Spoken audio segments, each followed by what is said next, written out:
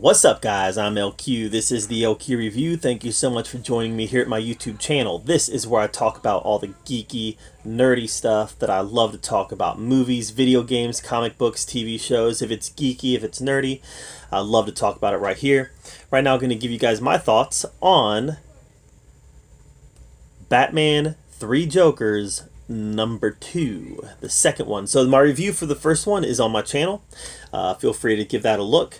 But here is the second one. So as we know, there are 3 Jokers. You've got the criminal, the comedian, and oh gosh, what was the third one? The criminal, the comedian, and the clown. The criminal, the comedian, and the clown. And the clown was killed in the last issue. I believe it was the clown. Yes, it was the clown that was killed in the last issue. And now there's only 2 Jokers left. And this issue was great. This issue was great. This issue involved Jason Todd, who we know was killed by the Joker during Death in the Family. And he came back years later as the Red Hood. This involved Jason Todd. We know in the last issue, Jason Todd killed one of the Jokers, shot him. And this issue involves Jason Todd going after the other ones. And he ends up getting captured. He ends up getting captured while he's on the trail. The Joker has created a bunch of like Joker zombies. And they're trying to create a third Joker is what they're trying to do. And they actually catch Jason Todd. And they strip him and tie him to a chair. And they put his mask back on him. Only now the mask is a Joker mask. Because the Red Hood becomes the Joker. They made that very clear. The Red Hood becomes the Joker. And like I said, they made a point of that while they were talking to him. And then what does he do? The same Joker that bludgeoned him when he was robbing, bludgeons him again. And he declares he's having more fun this time. Hits him with a crowbar in the head several times. Right there, you see it. Hits him in the head with the crowbar several times. And they have a plan for him. We really don't know what that plan is. We also know that Barbara and Batman, they're on Jason's trail trying to find him so they can rescue him. And they eventually find Jason, and he's very angry. He's very angry. And we don't really know what the Joker has done to him. Why did the Joker leave him, etc. I'm sure that we're going to see some more evolution of this encounter happen in issue 3. We know that Batgirl and Batman take him back to his apartment. And there's a moment between Batgirl and Jason Todd where they kiss. And then, of course, Batgirl says it was a mistake. She shouldn't have done that, etc., etc. And we start to learn more about, through the course of this issue, we learn a little bit more about this idea of there being 3 Jokers and how these 2 Jokers who are left want to create another one. And for whatever reason, they want to turn Jason Todd into a new Joker. There's some Batman flashbacks in this, where Batman remembers his history, and of course, Batman visits Joe Chill because Joe Chill's fingerprints were found at the scene of one of the crimes. We learn that Joe Chill is on his deathbed. You know, stage 4 cancer. He's got a couple weeks left. And then at the end, we get this great segment where Joe Chill is kidnapped by one of the Jokers. And here's a callback to the classic Killing Joke.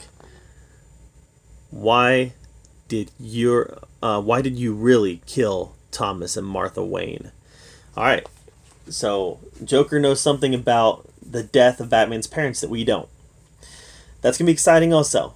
I love going back to stories and finding new ways to tell them. And you know, we've heard Batman's origins many, many, many times, so I like the idea of going back to Batman's origin and finding a new way to look at it. Guys, this is a phenomenal book. The first one was phenomenal. This one is also phenomenal. Just the quality, the page quality, cover quality. I mean, this is a Black Label book, so obviously it's going to be, you know, top notch page quality and cover quality. But the art, I mean, there's a picture of a battered Jason Todd. You can see, I mean, you can literally feel the pain that he's under due to the detail of the art. It's all just really, really, really good. I love the renderings of Barbara here. And I love how each Joker has their own kind of style, right? And we kind of get a glimpse into his backstory. Not backstory, but his reality that he lives in.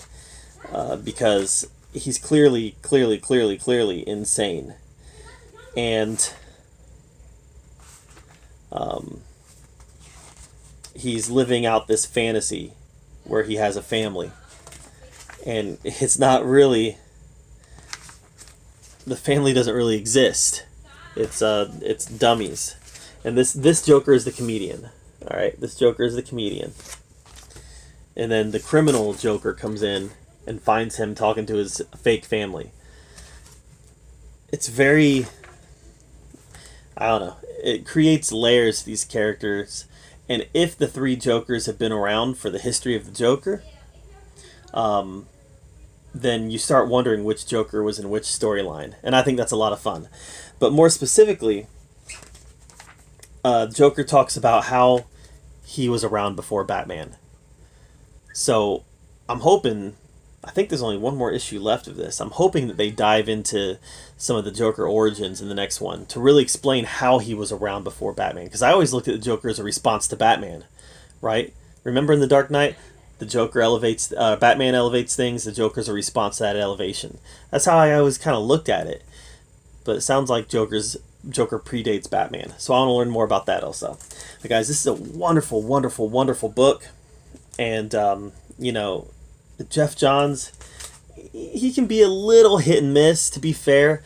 But man, he's knocking it out of the park here. Great story. Just a great story that really focuses on Jason and Barbara.